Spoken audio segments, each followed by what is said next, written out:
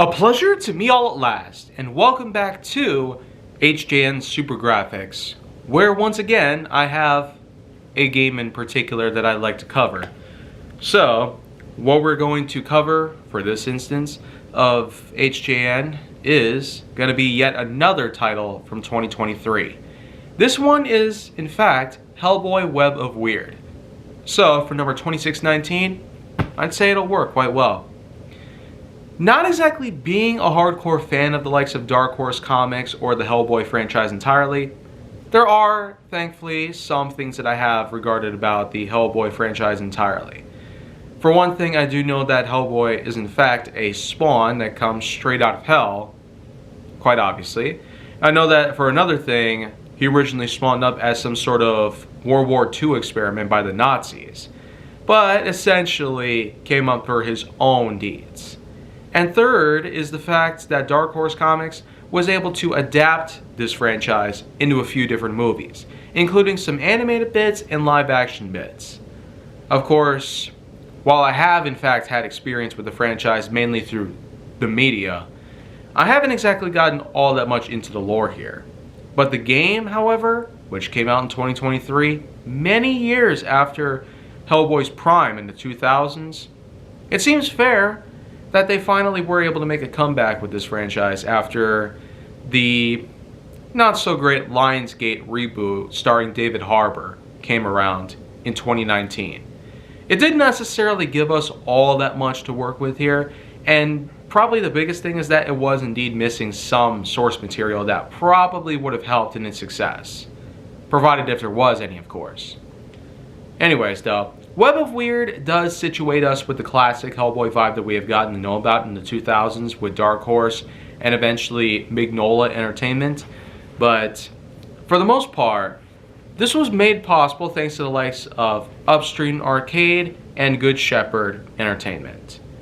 And while I've not necessarily heard much about either of these companies, having played this actually does give me the kind of good vibe that's necessary to allow for these companies to potentially grow. And I'm sure that they could probably make more games like this. Because with this being a roguelike, beat 'em up, with some exploration, treasure collecting, and RPG elements in it and whatnot, it only seems fair that a game like this does get a good amount of praise for it. Even Mind Pulp has gotten so far to call it a satisfying title. And for that reason, I went on ahead and bought the game myself on the PlayStation Store in late 2023. And I was basically playing through it within the first few months of 2024. It definitely was, in fact, a bit higher than what most of my expectations at the time would have been. But let's be real here. Hellboy Web of Wyrd was quite a big story. It not only took place within the usual locations, basically the manor in particular that Hellboy and his crew are known for, but his team are in fact looking at some sort of weird series of dimensions. Dimensions that are in fact the conglomeration of a supposed cult. Basically, a member of their team had gone missing at some point, and they have to not only retrieve him, but to also find out who's responsible for this entire network of enemies spawning and traps being built, and the not-so-beautiful aura that had come around. There basically were a notable series of characters that had come around throughout the ages of both the comics and the movies. Even the 2019 film had a lot to boot up to when it came to offering up its own series of lore, while at the same time attempting to utilize its own form of the comics. But that's probably not necessarily much to do with this. Though I will say Web of Wyrd does at least go so far to make some references to what the movie had in 2019. Seems not far off, right? Because 4 years had passed at the time since the movie's release and the game's release. Anyways, though, as Hellboy, it's mostly a third-person perspective, and there is a unique variety of different combat systems. There's, of course, the punch and attack button, which does, in fact, start off with good old square. But then we have blocking maneuvers, super moves, and even the ability to pick up and throw objects, whether it be at our enemies or whatnot. Of course, the main thing that we have to look out here is that with every enemy that we encounter, there's even the lock feature. The lock in particular that we have to hold down a bumper while engaging the enemy and attacking them simultaneously will in fact allow for us to take them down quicker. Yeah, this is kind of why the lock feature on a 3D fighting game is pretty nifty and a handy function to make things a little easier and smoother to work with. But of course, going from one location to the other, then another, and then another, we're basically going through such places here. A set of ruins, an old forest, the undergrounds, subway systems, and even what kind of looks like an underwater place without the water itself. So we basically get ourselves 4 different locations to work with, and each of these locations have their own variety of different enemies. I mean, you got yourself werewolves, you got yourself squid creatures, you got statues, pretty much. I mean, there's definitely a good amount of enemies that seem to spark up my interest as well as my overall imagination. But figuratively speaking, they're definitely not like statues, squids, wolves, etc. Whatever creatures we could have possibly come up with from our own minds. But that's just what it looks like, right? Anyways, though, the main thing is that we're not just fighting all the enemies we see, but getting to the very end of each segment of the stage itself. Essentially speaking, each of the locations themselves usually have up to 3 distinct stages in each piece, so you pretty much have 12 in total to work with. But of course, one thing that might as well be apparent by this point is that what could happen when you die? Well, it's basically a tethering-like function. You don't exactly die quite literally, but it in fact snaps your tether, as in it'll automatically reel you back in to the manor, and you pretty much have to start all over. Basically, it doesn't matter no matter how far that you've gotten into the stages themselves or how far into the level in particular you've gone through. Any one of the 3 stages could be rather difficult for you, and any time that your health dwindles down to 0, boom, automatically get tethered back. And you pretty much have to start the whole thing all over again.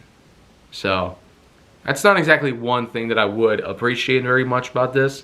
Continuing probably would have been more helpful. But then again, there comes the sort of run figuration.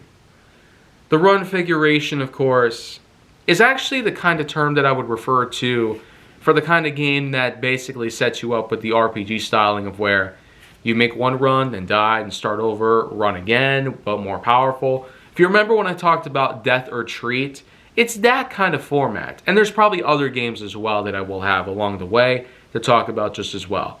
The thing is, though, is that while you are, in fact, able to save your progress based on the stages you complete and all the levels that you completed, it doesn't matter how far into each one that you go into. You'll basically have to start from each one of the 4 levels all over again, whether it be the ruins, the jungle, the underwater segments, yeah. Bottom line, though, is that after everything that had gone around, you know what happens here? Some weapons get upgraded, items get upgraded, artifacts are found in which that there's an entire room dedicated to that stuff. There's also times where you might chat with the other characters as well. And then, of course, the overall mission is not only to discover what Wyrd leads to, but also who is behind all this. This series of dimensions is just incredible.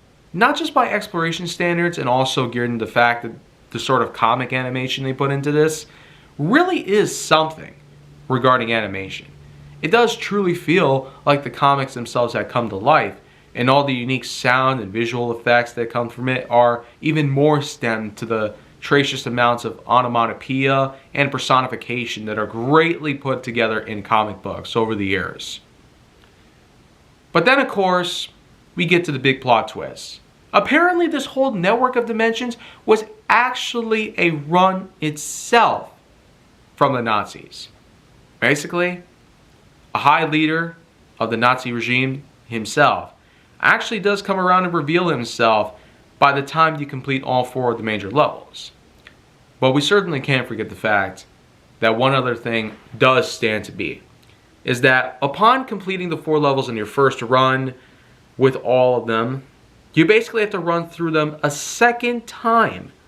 Yeah, so I would get the feeling that they probably could have done something different with it. With such a big network of dimensions to work with, what about a dimension that took place inside a volcano? What about a dimension that had like a desert sort of feel to it? What about one where you're exploring up a mountaintop? What about one that looked like outer space? What about one that looked like a winter wonderland in the middle of Canada?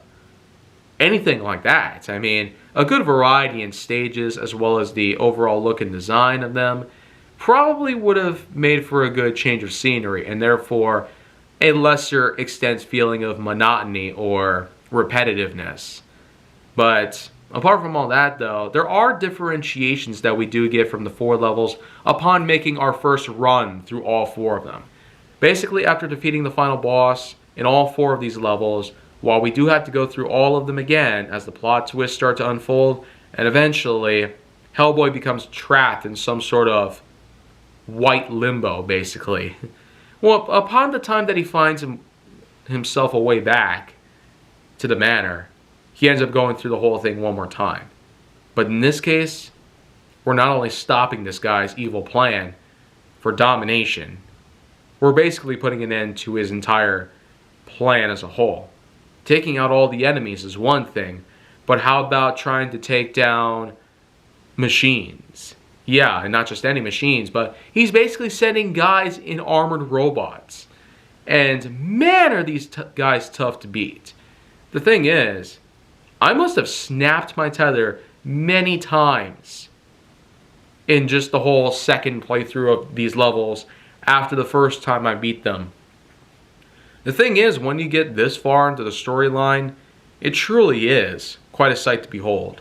And while things appear to be different for the most part, you do get yourself some new tasks to complete. You aren't just getting to the end of each stage, fighting all the enemies along the way, and then defeating the final boss, and then grabbing the artifacts and all that stuff, getting a hold of the upgrades, including all of the different blessings and curses that you could accumulate, all because of a certain cultist member who happens to guide you along the whole way around. I mean, she and Hellboy tend to talk a lot of crap to each other the whole way from the beginning to the end.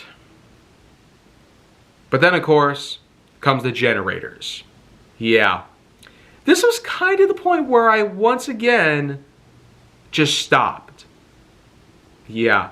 It's yet another game where I just couldn't finish because of the fact that, well, it ultimately got way too hard for me to work with. So that's pretty much just it. So overall, throughout my whole experience of Hellboy Web of Wyrd and about 10 hours worth of gameplay, it certainly was a unique thing. The graphics, control, and the overall storyline were all well done here. And I really ought to say it, that much like how Studio Wildcard did an amazing job in creating Ark Survival Evolved and having evolved it for over the past 10 years or so, I really got to try Ark Survival Ascended at some point. But anyways, though, I really do have a lot of good trust in the likes that Upstream and Good Shepherd. They could probably grow even bigger, and maybe they might adapt even more franchises like Hellboy. And I'm sure that maybe they could even make a sequel to Hellboy Web of Wyrd, provided that this game has the popularity and reliability to make it happen. So, a beat-em-up game like this is going to deserve a nice 7.3 out of 10.1. So while not necessarily masterpiece quality like some other games I've talked about before, this still is a really notable piece that I'm sure some people might want to try out. If Mind Pulp and I could consider this to be a good game, probably anybody could at this point. So with that in mind, thank you very much for watching this piece of HJN Super Graphics. I'll see you guys tomorrow with yet another episode.